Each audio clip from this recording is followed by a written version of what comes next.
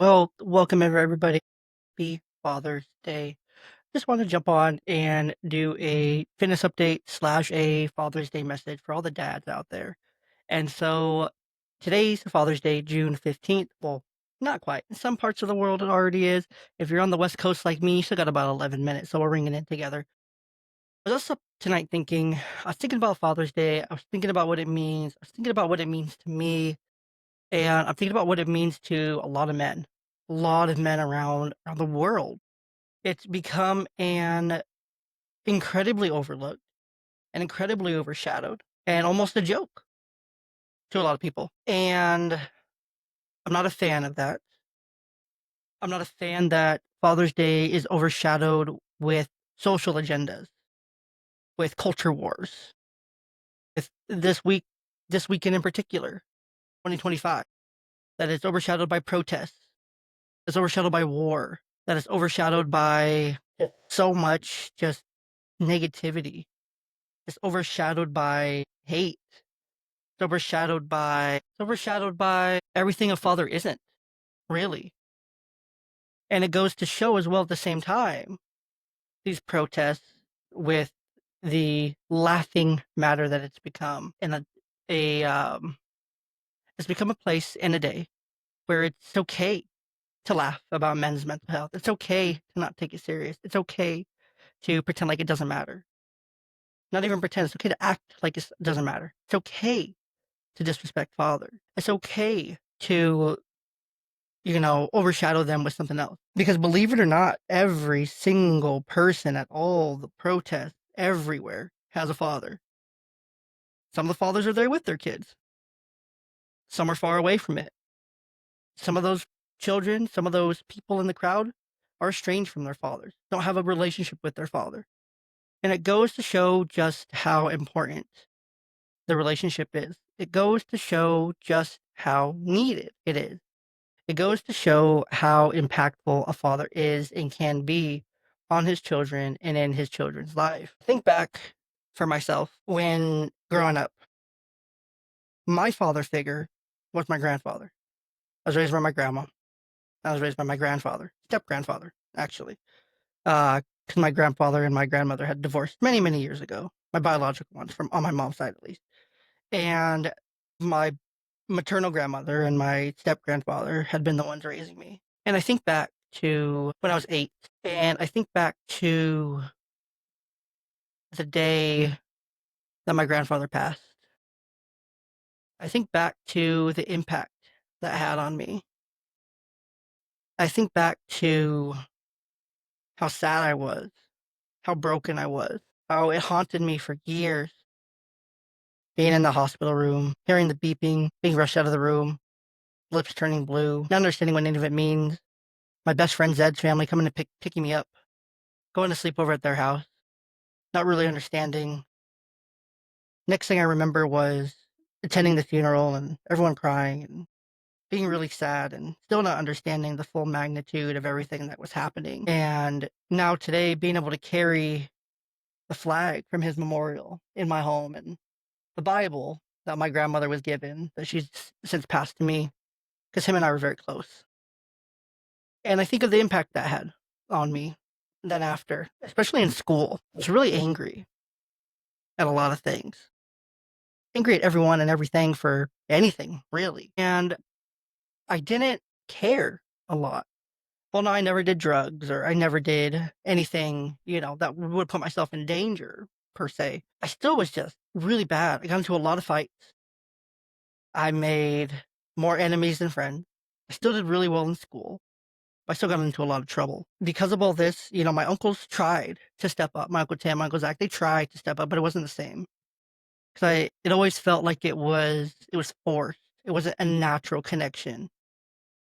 And then some trouble led me down the broken road and landed me with my maternal grandfather and step grandmother for a couple years.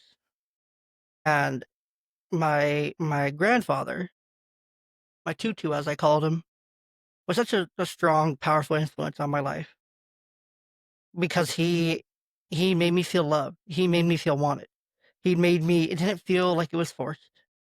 It felt like he was truly there to lead me and guide me into to do all the things that a father figure should do, because he was still raising my teenage, aunts and uncles at that time as well. Still very close in age. They're a few years older than me, but nothing crazy, maybe 8 to 10 years. So there was some age gap there and whatnot, but he's still a father figure, right? He was still the patriarch of the home, and he led us as such.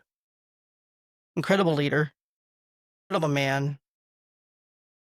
And then fast forward to being a teenager, a little bit older, about 14 or so, I finally ended up living with my biological dad. He shut out pops. And my dad he taught me how to be a man, as dads are supposed to for their sons. He taught me how to be a man. He taught me that if you sign up, you show up. If you commit, you stay committed.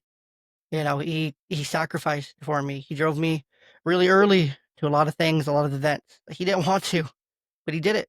He made sure I got up. He made sure I did it. He taught me how to follow through. He taught me how to commit, and he taught me how to work hard and to be diligent and to sacrifice for your family and to show up even when you don't want to, when you're tired, when you're beaten down, when you're depressed, when you're not feeling it. And yeah, he's taught me so much over the years.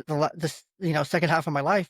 I'm 30, so he's been in my life for more than half of it now, consistently. Before it was a whole thing, and that's neither a story for here nor there. If you go back and listen to some of the early some episodes with him, I think episode 100 he was on, and we talked about our story and whatnot. And you can go back and listen to that, the Young Dad podcast here. And I'm doing all this just to kind of process, father figures in my life and whatnot, and what they've all meant to me. And it's been my dad over the years who was there for me, who's kind of been my rock and my foundation for a lot of things, as fathers should be, as they are for their kids and for their families.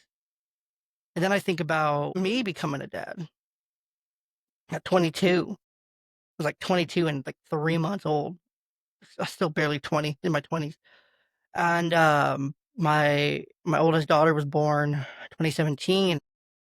I still have the bracelet on my wrist here from when we went, when I found out that I was having a girl, and still wear this today. And just how life changing that event is as a man, to have your own children, to now be responsible for this whole life, and to raise someone and teach them literally everything they need to know about life, and to struggle and to fail and to let them down and to let yourself down and to let people down. There's a lot of letdown being a father. There's a lot of good. I say there's more good than bad, but we mess up as dads. Our kids mess up. They disappoint us. We disappoint them. It's a never-ending cycle. And then I think about becoming a father to two, and now raising two different humans, two completely different personalities, and trying to navigate everything. And then not even just being a father, but also being a husband. Being a leader of a home is a whole nother battle in itself. And it comes with a lot of feelings of not feeling enough, not feeling like you're good enough, not feeling like you're doing enough, not feeling like you're giving everyone enough time, energy, attention, and meeting all their needs and satisfying all the things that they need satisfied all the time, and feeling just like you're failing and letting people down constantly. And I think that sums up being a dad. Is there's a lot of good, and there's a lot of golden moments, there's a lot of beautiful moments, there's a lot of joyful moments, and there's more of those than there are bad. Shock and awe and wonder and just feeling so happy that you get to raise a child. And for those on the West Coast, it is Father's Day officially. Happy Father's Day to all the dads, to the stepdads, to uh, to the estranged dads, to all the just every dad out there that loves his kids. 99% of fathers love their kids. They want what's best for them. Like I was saying, just about kind of the summation of what it is to be a dad. I've been hosting Young Dad podcast for 200 and some episodes now, 229 episodes to be exact. And I've talked to everything from to chiropractors to psychologists to talking to different coaches or different things, and just, every topic in between. We get into the dad zone at the end of the podcast. And the very last question I've asked hundreds of people, over 100 people at least, is what is one piece of advice that you would give to a new dad? And so often it's a very common theme. It would be to be present, show up, and just give your time to your kids. Just enjoy every moment. And that's the most common answers, which I think is great, because that just shows, how how close we all are aligned, and there's a lot of shoulda, woulda, couldas, but didn't. There's a lot of regrets. There's a lot of, "I wish I would've, but I didn't. I missed out and missed this, I missed this," and now, years later, my kids and I don't have a relationship because I didn't show up for them, and we hang our heads off in that shame, and we remember what it is, and we remember just how hard that is for ourselves, and we think back to our own childhood, I think, in these moments, and we think about just how hard it was for us in if we didn't have our dad show up, or we didn't have someone we wanted to be at something show up for us, and how just devastating that felt. Or when we wanted our dad's time or his attention or something like that, and we remember just how devastating that feels. And then we think back and we just remember all those shoulda, woulda, couldas, but didn't. And we remember all the moments we took for granted, and every cuddle and every snuggle and every late night, every cry, and everything that we just took for granted, or that we got angry through, or that moments that we didn't validate, or the moments that we missed out on in some way, shape, or form, whether emotionally or physically or spiritually, to connect with our kids. And we think back to all those, I think, very often, and those run through our brain at night, and we feel like those are going to come back to haunt us, and we try really hard, but then we fail again. But that's because we're human, just because we're human. And I'm trying to think of what I want where I want to go with that, but there's life's too short. The time we have with our kids is just too short. There's a quote that I once heard, is that we spend 75% of the time we're gonna spend with our kids, between the ages of, like, 0 and, like, 11 or 12, and then we spend the next, like, 15% between 12 and 18, and then the rest of that 10% is between 18 until we pass, or till they pass into adulthood. And so enjoy the 75%. Enjoy the moment. Enjoy the hard moments. Enjoy the good moments. Enjoy the difficult moments. Enjoy the moments you want to pull your hair out. Enjoy the moments that they're not listening. And enjoy all the moments, even though they're not enjoyable all the time. And I'll admit that I'm a dad. I get it. 100% get it. Enjoy, enjoy the moment. Enjoy the grind. Enjoy the rockiness. Enjoy enjoy it all, because someday it'll be less. It'll be gone, and you'll be looking back and thinking, "Wow, where did time go?" Or a friend of yours will send you a baby picture of them holding their newborn baby and doing a night feeding at this time of night, and you just start to think back, just, "Wow, where did those days go? It went by so fast, flew by." Then you're looking at a closet, a cabinet, or storage bin of baby bottles and baby clothes. Remember when they wore that? Or remember when they were so into that? And all the memories come flooding back and get choked up. I think it's normal. I'm pretty sure it's normal. And so with that, I wanted to answer this question that I've never answered, I think, on the podcast before. What would my advice be to a young dad who's just starting out his fatherhood journey? And I think it goes back to this: connection over perfection. You're never going to be perfect, no matter how hard you try, but focus on the connection you have with your child. Focus on building that relationship. Focus on creating a lasting, loving relationship with your child. Focus on that connection day in, day out. Build that connection. That would be my advice to a new dad. And then just a quick little plug here at the end. Didn't really give a fitness update. I've been dealing with something in my shoulder.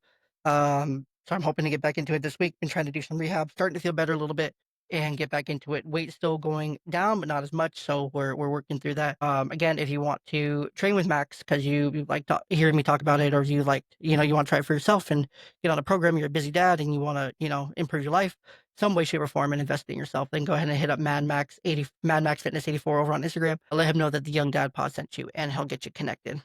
And if you sign up for our program, you will earn a free month of training with him as well. So great little collaboration we have there with Max. With that, I want to wish all the dads, each and every single one of you, whether you're with your kids or not with your kids, no matter what the circumstances are, kids love you. You matter to them. You matter to me. You matter in this world. Happy Men's Mental Health Awareness Month. Happy Veterans Awareness Month. Men, just remember it's okay to reach out. It's okay to speak up. It's okay to share your story. It's okay to talk, to get emotional, and even do it on a podcast as well. So it's okay. There's nothing wrong with it. It's better to get it out than hold it in. I'm so proud of you for how you show up for your kids. However often you're allowed to, however much you do, keep showing up, keep being present, keep giving them your time, and of course, keep building that connection because it's never going to be perfect no matter how hard you try. And again, hit up Mad Max Fitness 84 over on Instagram. I'll let them know Young Dad Pod sent you. And if you want to support this podcast, you can do so by going over to buymeacoffee.com. Link to that's going to be in the show notes. But until next time, right here on the Young Dad Podcast, happy Father's Day to all you dads. You guys have a wonderful, wonderful day.